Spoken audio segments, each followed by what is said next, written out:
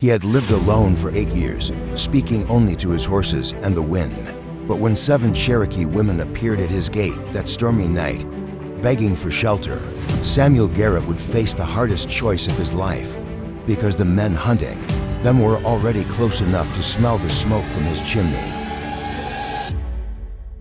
The rain hammered against the wooden shutters like bullets, each drop a reminder of why decent folks stayed indoors. When nature turned violent, Samuel sat by his fireplace, mending a bridle that had seen better days when the knocking started, not the polite tap of a neighbor. This was desperate, urgent, the sound of people who had nowhere else to go. He froze, leather still in his hands. Nobody came to his ranch, not anymore.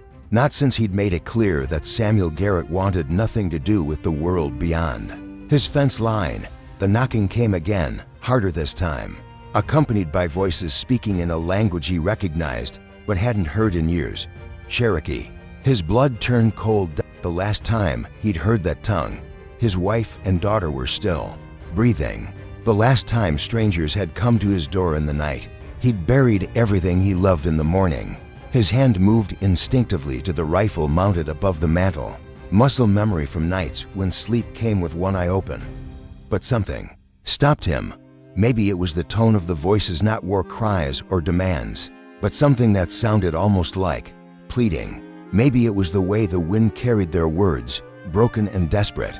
Or maybe it was the realization that warriors didn't usually announce themselves by knocking. He approached the heavy oak door, each step measured and careful, through the thick wood.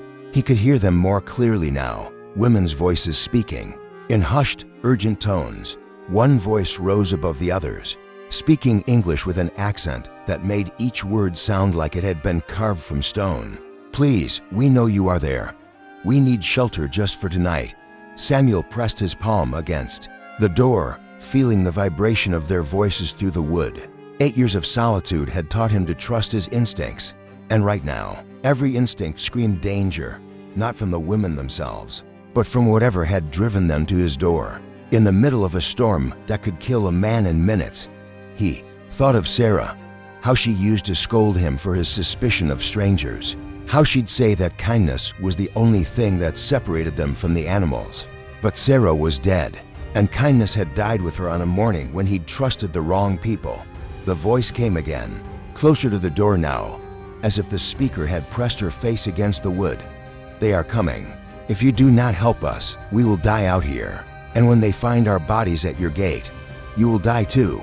Samuel's hand hovered over the iron bar that secured his door. In 8 years, he had never removed it for anyone, but something in that voice, a certainty that made his stomach drop, told him that tonight, everything was about to change. Because somewhere in the darkness beyond his ranch, riders were closing in, and once they arrived, there would be no going back to the life he'd built in the shadows.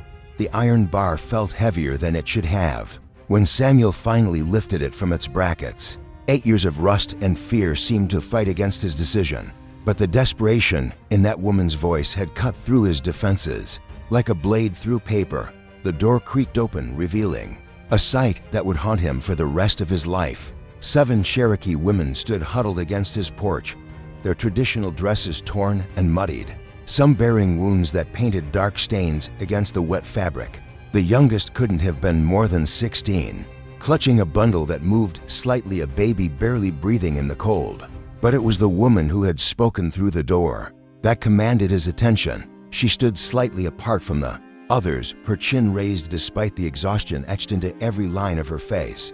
Blood trickled from a cut above her left eye, and her dress was torn at the shoulder.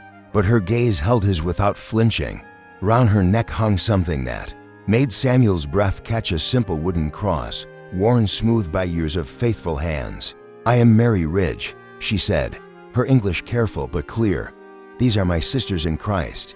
We have been running for 3 days from men who would use God's name to justify murder." Samuel opened his mouth to speak, then closed it. Questions crowded his mind: where they'd come from, why they were alone, what kind of men were chasing them.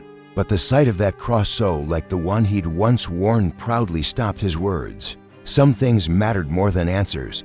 "Come in," he heard himself say, stepping back from the doorway. Quickly, They moved like shadows, filing past him, into the warmth of his main room. Samuel had forgotten how small his home felt with other people in it. For 8 years, it had been his fortress, his refuge from a world that had taken everything. Now it seemed to shrink around these women who brought with them the smell of rain and fear and something else. The faint scent of wood smoke that clung to people who'd lost their homes. Mary Ridge was the last to enter, and as she passed him, she spoke in a voice barely above a whisper. "The soldiers who hunt us, they are not far behind. Maybe an hour, maybe less. Their leader calls himself a Christian soldier, but he serves only darkness." Samuel closed the door and slid the bar back into place, knowing it was probably useless now. His sanctuary had been breached, not by force, but by choice. And there would be consequences. There always were. "Why?" Samuel asked, turning to face Mary Ridge. "Why are they hunting you?" Her dark eyes found his, and in them he saw a familiar pain. The look of someone who had lost everything and lived to tell about it. "Because we chose to keep our children, rather than send them to the government schools. Because we practiced our faith in Cherokee as well as English. Because some of us married white men who loved us, and that threatens their order." She paused, touching the cross at her neck. "And because Major Calloway believes God has chosen him to civilize us through any means necessary." Samuel felt something cold settle in his stomach. He'd known soldiers like that during the war. Men who wore uniforms and quoted scripture, but had forgotten what either truly meant. Men who took what they wanted and killed anyone who might speak of it later. "How many are coming?" he asked. "8, maybe 10, led by Major Thomas Calloway. He carries a Bible in one hand and a whip in the other. Claims he's doing God's work by removing the heathen influence from Christian land." Samuel moved to the window, peering through a gap in the shutters at the storm-lashed darkness beyond his fence. Nothing moved that he could see, but that meant little. Professional killers knew how to move unseen, especially when they thought their prey was trapped. He turned back to the women who were now clustered near his fireplace. Some tended to wounds while others comforted the youngest among them. They looked like survivors, not warriors. But he'd learned long ago that survival sometimes required a person to become something. They'd never planned to be. Corner of the room sat his old Bible, dusty and unopened for 8 years. Mary Ridge's eyes followed his gaze and settled. On the worn leather cover, "You were a man of faith once," she said quietly. It wasn't a question. Samuel's jaw tightened. "Once, before I learned that God doesn't always protect the innocent." "Perhaps," Mary Ridge replied. "He was preparing you to become the protection." Before Samuel could respond, one of the younger women approached them. She was perhaps 20, with intelligent eyes and calloused hands that spoke of hard work. Unlike the others, she wore a simple brown dress that looked like missionary clothes. "This is Ruth Hawkins," Mary Ridge said. "She teaches at our mission school. She is also my daughter-in-law." Ruth stepped forward, her English clear and precise. "Mr. Garrett, I know who you are. My husband's grandfather spoke of Chaplain Samuel Garrett of the 4th Tennessee Regiment, a man who held dying soldiers while they made peace with God." Samuel's hands clenched into fists. "That man died 8 years ago." "Did he?" Ruth asked gently. "Or did he just forget who he was meant to be?" Outside, the storm was beginning to weaken, and with it, the cover that had protected them this far. Because in the distance, barely audible over the dying wind, came the sound of horses moving through mud and the low voices of men who thought they had their prey cornered. The sound of approaching horses cut through the storm like a death sentence. Samuel moved with the efficiency of a man who had survived by thinking 3 steps ahead, grabbing his rifle and a box of ammunition from the cabinet. But as he turned back to the women, he saw something that stopped him cold. Mary Ridge was no longer the desperate refugee who had begged at his door. She stood differently now, her posture straight and commanding, and in her hands was a knife that gleamed with more than just firelight. The other women had transformed too, some clutching weapons they'd hidden beneath their torn dresses, others positioning themselves with the practiced ease of people who had fought before. "You are not helpless," Samuel said, understanding flooding through him. "We never were," Mary Ridge replied, her voice carrying a hardness that matched the steel in her grip. But sometimes it is better to let men think what they wish to think. Major Calloway believes he is hunting frightened women who will cower and beg. He is about to learn otherwise. Ruth moved toward the back of the house without being told, and 2 others followed her. They knew what they were doing, had planned for this moment. Samuel realized he wasn't sheltering helpless refugees. He was harboring warriors who had been playing a longer game than he'd understood. "How many men have you killed?" he asked Mary Ridge directly. Her dark eyes met his without shame. Enough to know that Calloway's soldiers are not the first to underestimate Cherokee women. They will not be the last, but they may be the most surprised. Outside, the voices grew clearer. Men calling to each other through the rain, coordinating their approach. Samuel could make out at least 6 distinct voices, maybe more. Professional soldiers, but operating in territory they didn't understand. Hunting prey they had completely misjudged. "The cellar," Samuel said, but Mary Ridge shook her head. "We run now, and they follow us forever. We hide, and they search until they find us. But if we end this here tonight, the hunting stops." Samuel felt something he hadn't experienced in 8 years, the cold clarity that came before violence, when survival stripped away everything except what needed to be done. These women hadn't come to his ranch by accident. They'd chosen this ground, this night, this storm. They'd brought their war to his doorstep because they knew exactly what kind of man he used to be. "What do you need from me?" he asked. Mary Ridge's smile was sharp as her blade. "Major Calloway expects to find helpless women. Instead, he will find us. But when his men see a white rancher fighting alongside Cherokee, they will hesitate. That hesitation will cost them everything." A horse nickered close to the house, and heavy boots splashed through the mud outside. Someone was moving around the building, checking for exits, planning their assault. In minutes, they would be inside. Expecting to find cowering victims, Samuel checked his rifle, ensuring a round was chambered. Sarah's voice whispered in his memory, reminding him that kindness was what separated them from animals. But kindness, he was learning, sometimes were the face of violence when it was the only thing standing between innocence and evil. "There is something else," Mary Ridge said quietly. "When this is over, if we survive, you cannot stay here. Calloway's death will bring questions, investigations. They will come looking for answers." Samuel nodded. He'd known that the moment he'd opened his door. 8 years of peace was ending tonight, but maybe that was how it was supposed to be.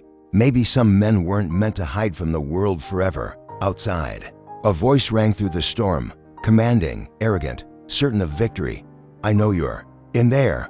Come out now, and we'll make this quick." Major Calloway had arrived, and he was about to discover that some hunts end with the hunter becoming the prey. The sound of approaching reinforcements turned Samuel's blood to ice. Through the broken doorway, he could see torch flames dancing in the darkness. At least a dozen riders, maybe more. Calloway had been the advance party, not the main force. The real army was just arriving. Mary Ridge pulled her blade free from Calloway's chest, her face grim as she processed what they were hearing. Round the house, her women appeared from the shadows like ghosts, each confirming what Samuel already knew.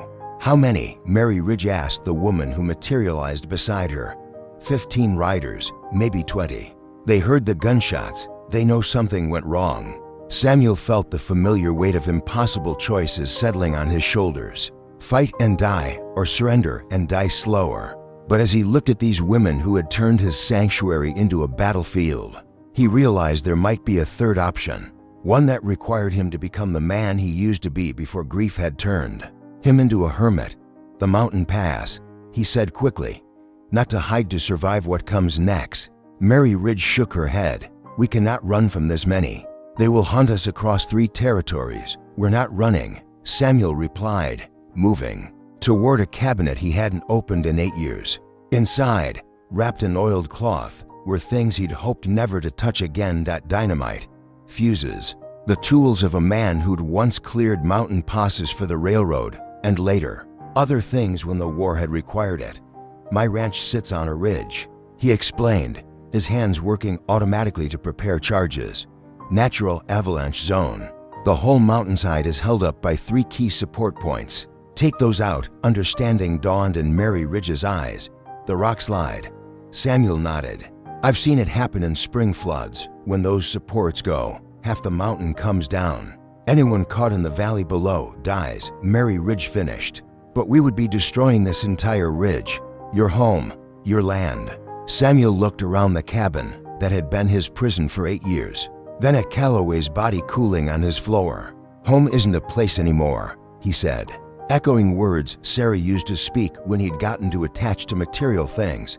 It's a choice. And my choice is to make sure. These women live to see morning. Outside, the voices were getting closer. Orders being shouted. Positions being taken. Someone had found Calloway's body by now, seen the blood. Understood that their easy targets had become something else entirely. Ruth Hawkins appeared with the baby, who had somehow slept through the violence. But now the child was awake, dark, eyes wide and alert as if sensing the tension that filled the air. Lieutenant Calloway is dead. A voice bellowed from outside. Surrender now, or we burn you out. Mary Ridge looked at Samuel, her expression unreadable. If we do this, there is no going back. You will be a wanted man for the rest of your life. Samuel shouldered his rifle and picked up the prepared charges. Lady, I've been a dead man for 8 years. Tonight, I'm choosing to live again. But as they prepared to leave through the back entrance, a new sound stopped them cold. The cry of a baby, not the one in their arms, but another, somewhere out in the storm. One of the soldiers had brought a child with him. The cry of that distant baby changed everything. Samuel froze halfway to the back door, the dynamite suddenly feeling like lead. In his hands, through the broken front entrance, torchlight flickered across Calloway's body. And somewhere beyond that light, an innocent child was caught in the middle of a war that had nothing to do with them. Mary Ridge grabbed his arm, her grip iron strong. It could be a trick. Soldiers have used such things before. But Samuel shook his head. He'd heard too many real cries in his life to mistake the genuine terror in that small voice. Someone out there, probably one of Calloway's men, had brought their own child on what they'd expected to be a simple murder mission. Now that child was about to pay for their father's sins. We can't bring down the mountain, he said quietly. Not with a baby down there. Then we all die, one of the other women hissed. My daughter's life matters as much as that one. She was right, and Samuel knew it. But some lines, once crossed, changed a man forever. He'd been walking the edge of that line for 8 years. Tonight, he either stepped back or fell off completely. There's another way, he said, setting down the explosives, harder, more dangerous. But it keeps everyone breathing. Mary Ridge's eyes narrowed. Tell me, we make them think we're trapped, make them overconfident. They'll send men to flush us out while the rest stay back with the horses. And whoever brought that baby. He paused, looking at each woman in turn. That leaves us outnumbered 3-1. In a fair fight, yes, but this won't be fair. Samuel moved to another cabinet, this one containing items that spoke to a different kind of warfare. Caltrops iron spikes designed to lame horses, tripwires that could break a man's neck in the dark, bear traps that had never seen a bear but had tasted human flesh during the war 8 years ago. I turned this place into a fortress because I was afraid of dying, he said. Tonight, we're going to use those defenses to make sure other people live. Outside, the voices were organizing.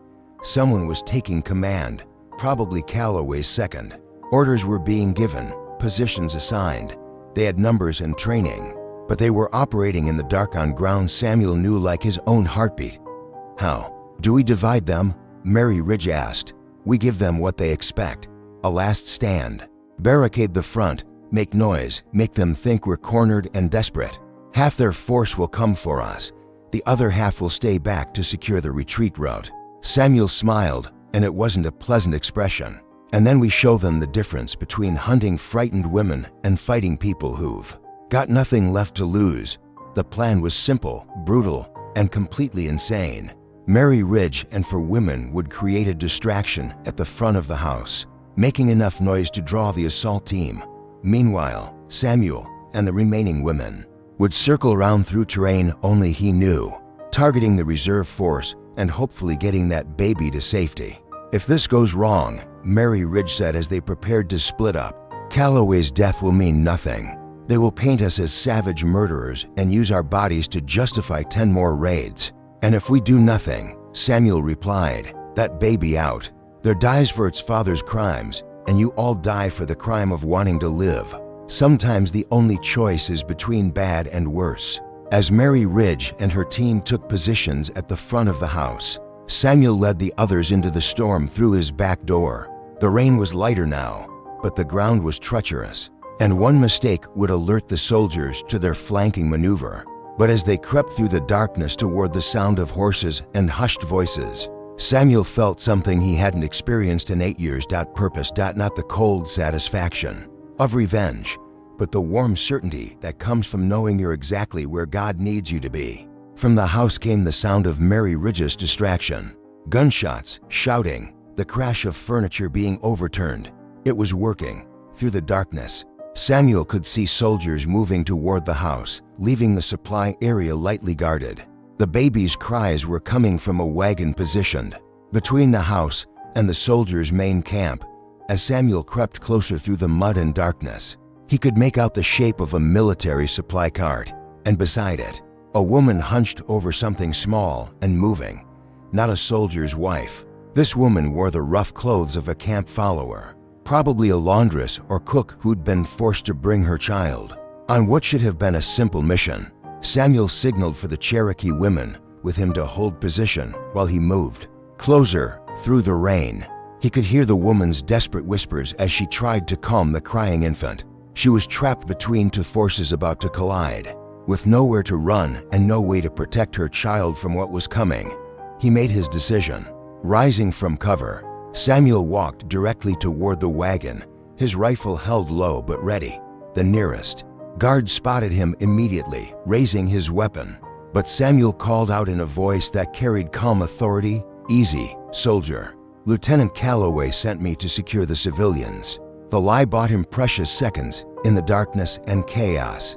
Wearing his dark coat, he could pass for military at a distance. By the time the guard realized his mistake, Samuel was close enough that shouting would bring attention neither of them wanted. "You're not army," the soldier said, but his voice held uncertainty rather than alarm. "No," Samuel agreed, and struck the man across the temple with his rifle butt. The soldier dropped silently into the mud. The woman with the baby looked up as Samuel approached, terror bright in her eyes. She was younger than he'd expected, maybe 19, with the hollow look of someone who'd seen too much hardship for her years. "Please," she whispered, "don't hurt my baby. She's done nothing wrong." "Neither have you," Samuel said quietly. "What's your name?" "Mary. Mary Hendricks. I cook for the men, do their washing. Major Calloway said it would be safe. Said we were just going to arrest some women who'd stolen horses." Samuel felt anger burn in his chest. Calloway had lied to his own people, turned a cook and her baby into unwitting accessories to murder. Even dead, the man was still destroying lives. "Mary, I'm going to get you out of here, but I need you to do exactly what I say. Can you do that?" She nodded frantically, clutching her baby closer. "There's going to be more shooting in a minute. When it starts, you run toward that grove of trees and keep running until you can't hear the guns anymore. Follow the creek downstream. It leads to a trading post about 5 miles south. Tell them Samuel Garrett sent you. Tell them to get word to the federal marshals that Major Calloway was conducting illegal raids against peaceful Cherokee settlements." "What about you?" she asked, before Samuel could answer. The remaining guards spotted him. One shouted a warning, while the other raised his rifle. But the Cherokee women Samuel had left in position were already moving, emerging from the darkness like vengeful spirits. The fight was brief and decisive. These soldiers had expected to face frightened refugees, not experienced warriors who'd been planning their revenge for days. Within minutes, the supply area was secure, and Mary Hendricks was running into the night with her baby, disappearing into the safety of the storm. But their victory was short-lived. From the direction of the house came a new sound. Not gunfire, but something worse. Silence. Either Mary Ridge's group had won completely, or they were all dead and rising above the dying storm. A new voice called out with cold authority, "This is Colonel Bradley. United States Army, you are surrounded by a full company of soldiers. Surrender now, or we will burn you out and hang the survivors. Samuel felt his blood turn to ice. Calloway hadn't been the real leader after all. Somewhere in the darkness, a much more dangerous enemy had been watching, waiting, letting others do the dying while he positioned his forces for the killing blow. But then, cutting through the night like a blade, came Mary Ridge's voice. "We have your son, Colonel, and we have the truth about Peaceful Valley." The silence that followed was deafening. Even the storm seemed to pause, as if nature itself was waiting to see how this would unfold. Then Bradley's voice came again, but now it carried a tremor that hadn't been there before. "Release the boy, and we can discuss terms." "There are no terms," Mary Ridge shouted back. "Only justice. Your men destroyed our village, murdered our families, and worse, now you will answer for their crimes." Samuel made his way back toward the house, moving carefully through terrain that was now a maze of soldiers and positioned weapons. As he got closer, he could see the situation more clearly. Mary Ridge's group had indeed won their fight, but at a cost. One of the Cherokee women lay still in the mud, her sacrifice buying the others a chance at survival. Inside the house, he found a scene that would have been impossible to imagine an hour earlier. Mary Ridge stood behind a young man in lieutenant's uniform, her knife pressed to his throat. The boy, and he was barely more than a boy, had Bradley's eyes and the same aristocratic jaw. But where his father projected cold authority, the son showed only terror.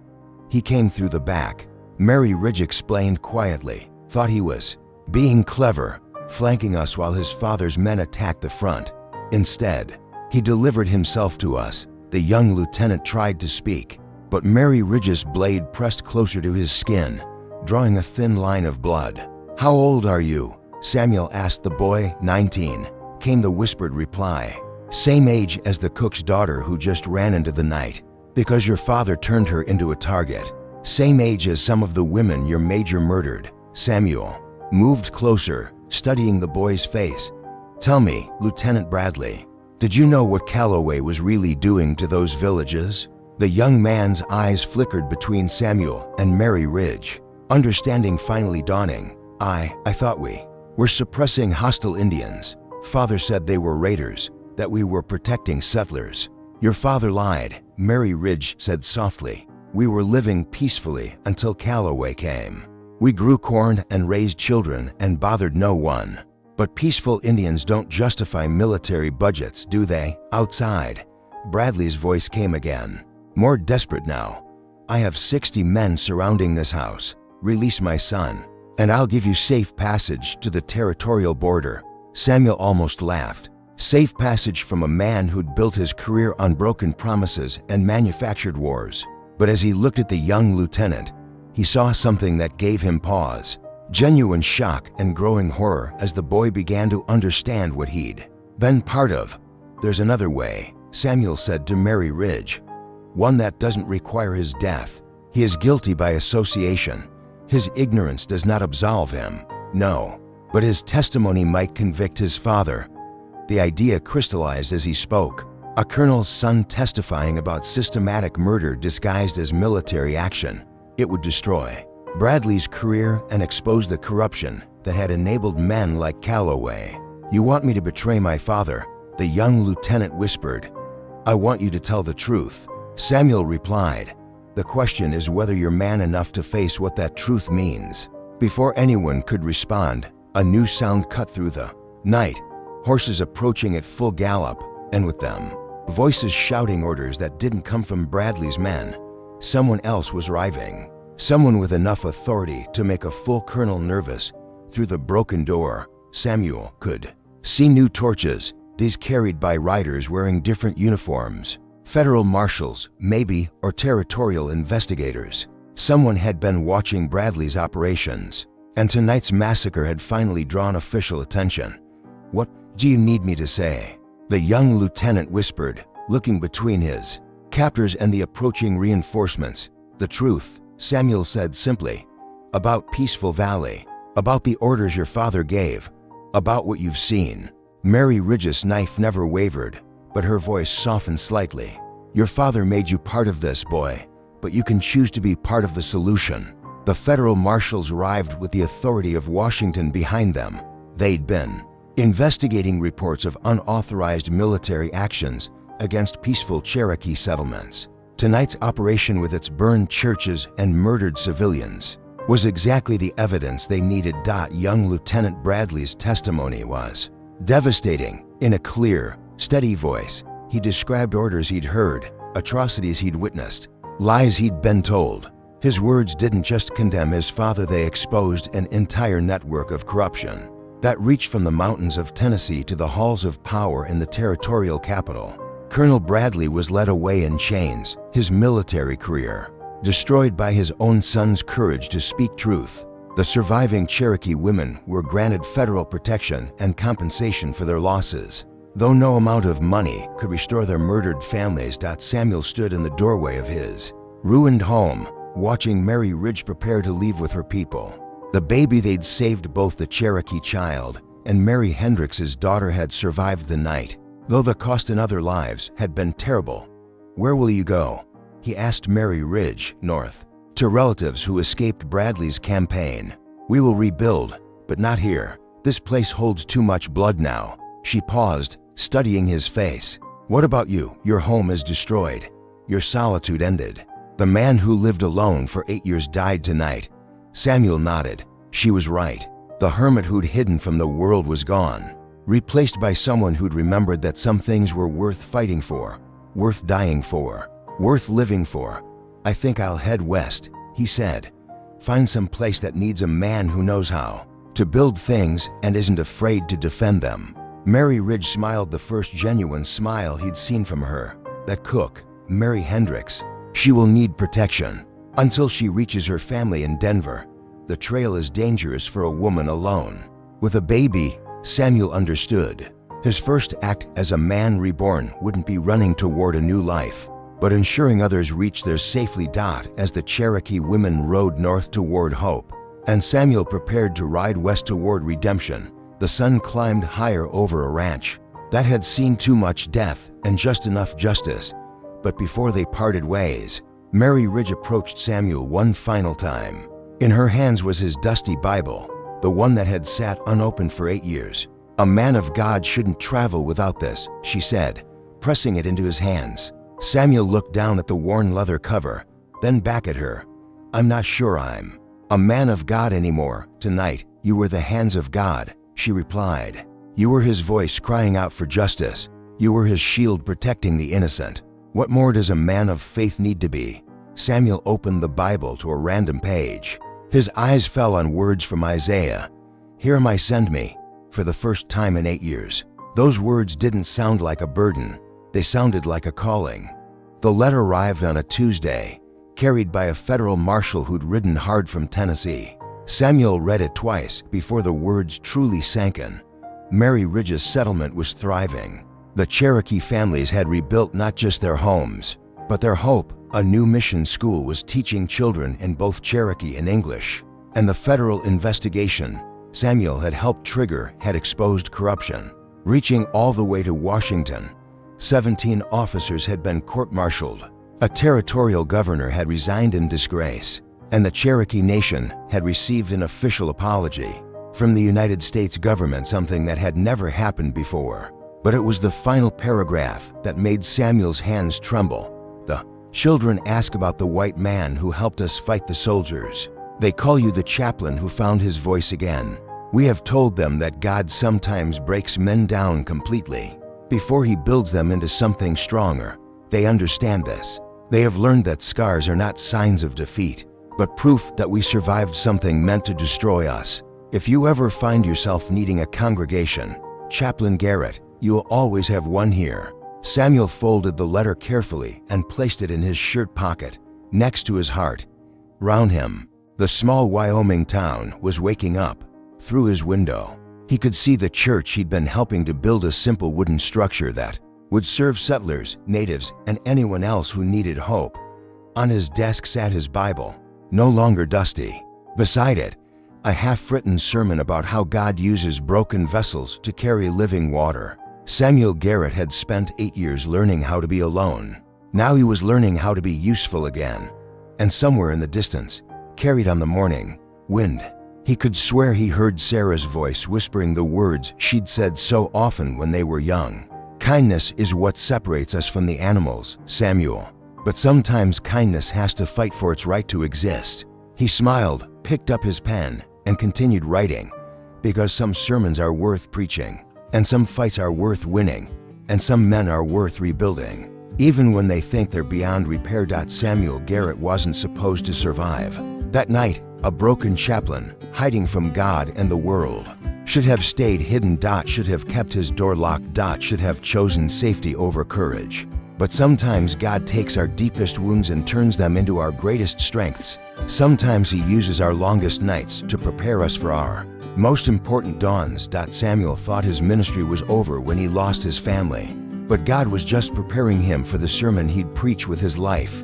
That broken doesn't mean useless, that scared doesn't mean faithless, and that sometimes the most important battles are fought by people who never expected to be warriors. At Still Standing Souls, we believe that no one is too broken for God to use, that your darkest hour might be the preparation for your finest moment, that the voice you think you've lost might be exactly the voice the world needs to hear. Samuel's story reminds us that courage isn't the absence of fear. It's choosing to do what's right even when you're terrified. That faith isn't the absence of doubt, it's trusting God even when you can't see His plan. That redemption isn't reserved for the perfect, it's designed for the broken. If you're hiding from your calling tonight, remember Samuel. If you think your useful days are behind you, remember Mary Ridge's words. Perhaps God was preparing you to become the protection. If you've been silent too long, remember that sometimes the most powerful sermons are preached not with words, but with courage. Subscribe to Still Standing Souls for more stories of faith, courage, and the God who specializes in taking broken things and making them beautiful again. Because your story isn't over, your voice isn't gone, and the world is waiting for exactly the kind of courage you have to offer. Subscribe now, because somewhere in the darkness, someone needs to hear that they're not fighting alone. Still Standing Souls, where broken vessels carry living water.